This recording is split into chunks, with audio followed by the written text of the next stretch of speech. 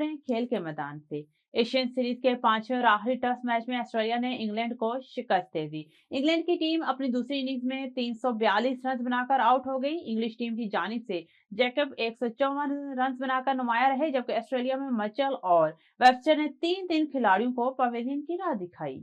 England की जानिब से मिलने वाला 160 रन के हदफ के तवक्कुफ में ऑस्ट्रेलिया ने 5 विकेटों के नुकसान पर पूरा कर लिया। ऑस्ट्रेलिया ने 5 मैचेस की सीरीज 4-1 से अपने नाम कर ली।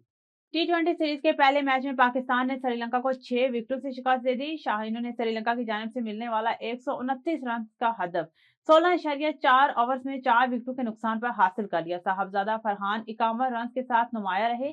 फाइम अयूब 24, सुलेमान आगा 16 और फहद जुमान 5 रन बनाकर आउट हुए। इससे कबल दुम्बाला में होने वाले T20 सीरीज में पहले मैच में पाकिस्तान क्रिकेट टीम के कप्तान सुलेमान आगा ने टॉस जीतकर मेजबान टीम को पहले बैटिंग की दावत दी।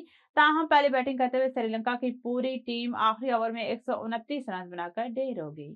T20 वर्ल्ड कप में बांग्लादेश के मैच भारत से मुंतकिल होंगे या नहीं, ताहाल फैसला न हो सका। बांग्लादेश क्रिकेट बोर्ड ने भारत से मैचेस मुंतकिल की दरखास्त मुस्तरद होने की खबरों की तरदीद कर दी।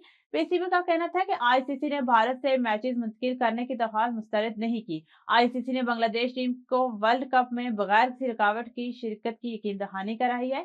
आईसीसी ने पीसीबी तहफुजात पर मुकम्मल काम करने पर रजामंदी जाहिर की है। बांग्लादेश के स्पोर्ट्स एडवाइजर आसिफ का कहना है कि बांग्लादेश ने वर्ल्ड कप के लिए क्वालिफाई किया हुआ है। हम क्रिकेट से प्यार करने वाले लोग हैं।